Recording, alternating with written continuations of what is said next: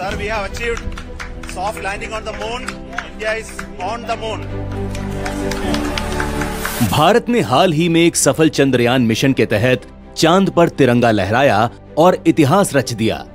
भारत चंद्रमा पर soft landing करने वाला दुनिया का सिर्फ चौथा देश बना, लेकिन चांद के दक्षिणी ध्रुव पर उतरने वाला पहला देश है भारत। हर खुशी इस बार डबल हो गई है। भारत को चांद पर पहुंचा दिया। चंद्रयान वहां पहुंचा जहां दुनिया का कोई देश नहीं पहुंच पाया था। दुनिया में रूस और भारत ही ऐसे दो देश हैं जिन्होंने चांद के दक्षिणी ध्रुव पर कदम रखने का प्रयास किया।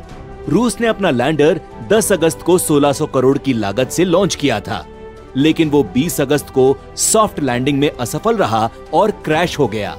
वहीं प्रधानमंत्री नरेंद्र मोदी के नेतृत्व में भारत ने इस मिशन को 3 गुना कम खर्चे यानी कि मात्र 600 करोड़ में पूरा किया 23 अगस्त को, और साउथ पोल पर एक सफल लैंडिंग के साथ अंतरिक्ष में केवल तीसरी बार में वो मुकाम हासिल कर दिखाया, जिसके लिए अमेरिका को 13 बार और सोवियत यूनियन को 6 बार असफलता का सामना करना पड़ा था। चंद्रयान 3 की सफलता को देखकर पूरी दुनिया ने माना इसरो का लोहा। इलॉन मस्क से लेकर नासा ने की भारत की सराहना। इस अभ्यास के लिए प्रधानमंत्री नरेंद्र मोदी के विजन और मेक इन इंडिया के प्रति प्रतिबद्धता ने आयात पर निर्भरता कम कर दी और स्थानीय उद्योग की भागीदारी को प्रोत्साहित किया, जिससे लागत में काफी कटौती हुई।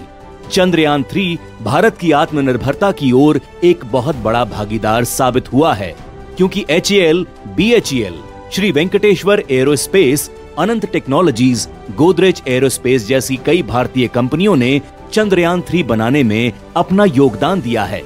सिर्फ यही नहीं, इस मिशन के सफल होने के बाद 13 भारतीय स्पेस की कंपनियों के शेयरों में तेजी आई और मार्केट वैल्यू में $2.5 बिलियन से अधिक का इजाफा हुआ।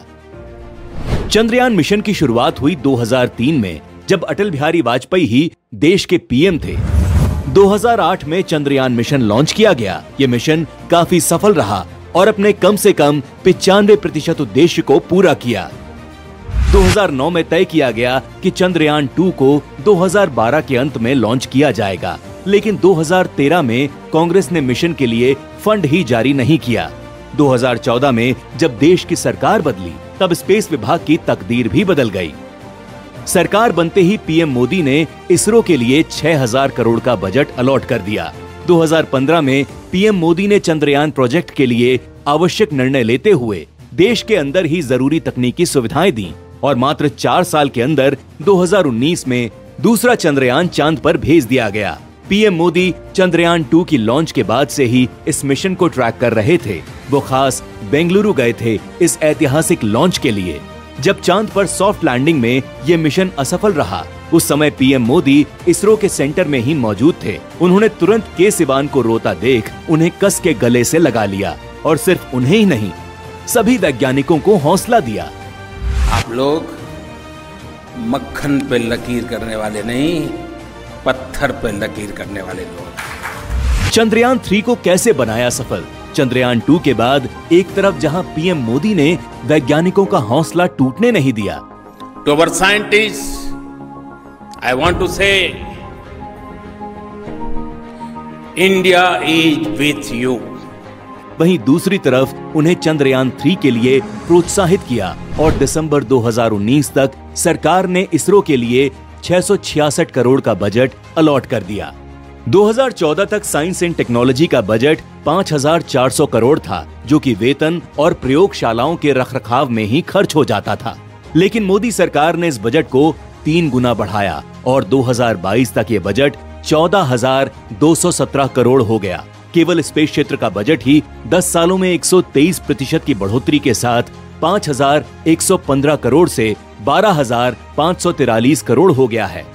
ये वो कदम थे जिसने अधूरे मिशन को पूरा करने का संकल्प लिया, जिसके परिणाम स्वरूप भारत ने एक सफल चंद्रयान मिशन को पूरा किया। इसरो की सफलता के उपलक्ष्य में माननीय प्रधानमंत्री जी ने चंद्रयान 3 के लैंडिंग पॉइंट को शिव शक्ति नाम दिया और चंद्रयान 2 के लैंडिंग पॉइंट को तिरंगा। पीएम मोदी इस उपलब्धि से इतने उत्सुक थे कि 26 अगस्त को अपने अंतर्राष्ट्रीय दौरे से लौटते ही सीधे सुबह 7:30 बजे इसरो के वैज्ञानिकों से मिले, उन्हें गले लगाकर गौरव व्यक्त किया। ये कोई पहला मौका नहीं। पीएम मोदी हमेशा से ही इसरो या तमाम स्पेस मिशन में रुचि रखते आए हैं, जब से वो गुजरात के सीएम थे। ये सफलता प्रगति, आत्मनिर्भरता और वैश्विक नेतृत्व, इसके साथ ही उभरते नए भारत का भी प्रतीक है।